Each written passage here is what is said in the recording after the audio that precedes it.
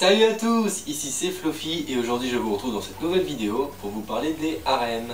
Je vous en ai déjà parlé dans une précédente vidéo, mais je trouve qu'il est intéressant d'approfondir le sujet.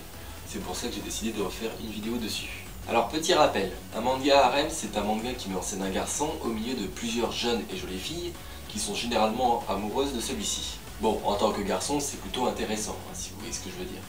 Mais d'un point de vue féminin c'est autre chose. En effet, dans ce genre de manga, les filles sont plutôt sujettes à des représentations stéréotypées. Généralement, elles s'occupent de la cuisine, des tâches ménagères et plein d'autres choses.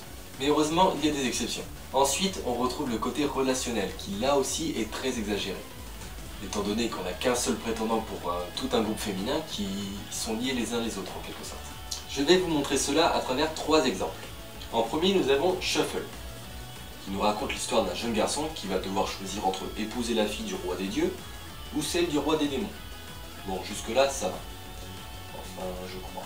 Mais il va également être confronté à d'autres relations, notamment avec une autre fille démon, avec une de ses camarades de classe et son amie d'enfance, avec laquelle il vit en ce moment. Bon, pour commencer, je vais m'attarder sur Kaede, l'ami d'enfance de Rin, qui est le personnage masculin principal. Dans ce manga, on voit clairement que Kaede tient vraiment à son rôle de femme au foyer. Et c'est plutôt lourd à mon sens. Mais ce qui est intéressant, c'est qu'au travers de sa personnalité douce et calme, on retrouve de véritables troubles psychotiques si jamais Rin est avec une autre fille. Et là on voit qu'on retrouve du caractère féminin un peu plus réaliste. Bon, heureusement toutes les filles ne sont pas comme ça parce qu'il y a quand même des limites. Mais voilà. Mais au moins on ne reste pas sur l'illusion d'une fille qui veut chercher à séduire un garçon et qui est prête à tout pour lui. Ensuite, je vais vous parler de Papa no Yukoto no Kikinasai.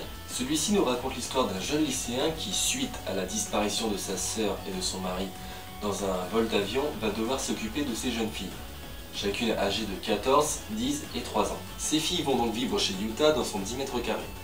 Bon, déjà que moi j'ai un 9 mètres carrés pour moi tout seul, alors imaginez à 4 dans un 10 mètres carrés. Vous voyez le bordel. Enfin bref, ici on retrouve une autre facette de vie.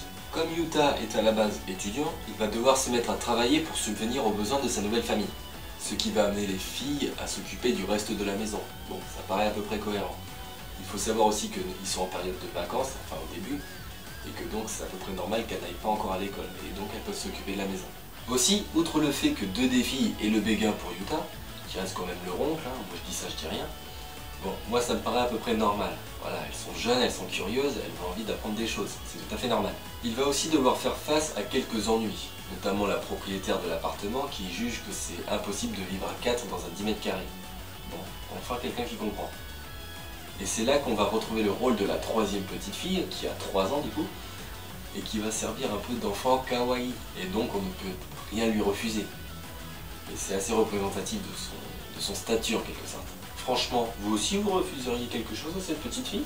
Tu veux un bonbon? Non. Enfin, je vais parler de Nagasarete Airanto.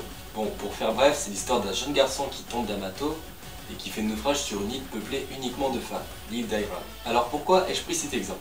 Eh bien tout simplement parce qu'à la base, il n'y a aucune trace masculine et que donc l'univers est complètement différent. Et ça, c'est plutôt intéressant. Tout d'abord, on va retrouver en quelque sorte une détresse vis-à-vis des femmes, étant donné qu'elles vont toutes demander le garçon en mariage.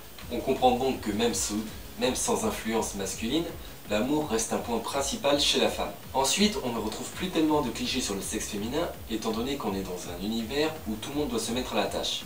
Alors on est sur une île, tout le monde doit survivre, donc tout le monde doit travailler. Mais par contre, on retrouve une des fortes valeurs masculines, à savoir le machisme. En effet, Ikuto, le personnage masculin, cherche avant tout à montrer qu'il est supérieur à toutes ces femmes qui ont pourtant beaucoup plus d'expérience que lui. Et j'aime beaucoup ce principe car là au moins la femme n'est pas réduite à une thématique d'amour ou de service vis-à-vis du personnage masculin. Donc en résumé, les mangas de type harem sont généralement utilisés pour servir le fantasme masculin, mais on voit que certains savent garder un aspect non négligeable qui permettent de mieux se référer à la réalité. En effet, on voit que certaines femmes sont beaucoup plus fortes, beaucoup plus intelligentes que certains hommes. Voilà, c'est tout pour cette vidéo. Comme d'habitude, n'hésitez pas à vous abonner à la chaîne, à partager cette vidéo, et n'hésitez pas aussi à laisser un petit like, un petit commentaire si jamais vous avez quelque chose à redire. Vous pouvez aussi me suivre sur Facebook, Twitter et Messagerie, les liens sont dans la description. Et donc je vous retrouve pour une prochaine vidéo. Allez, ciao!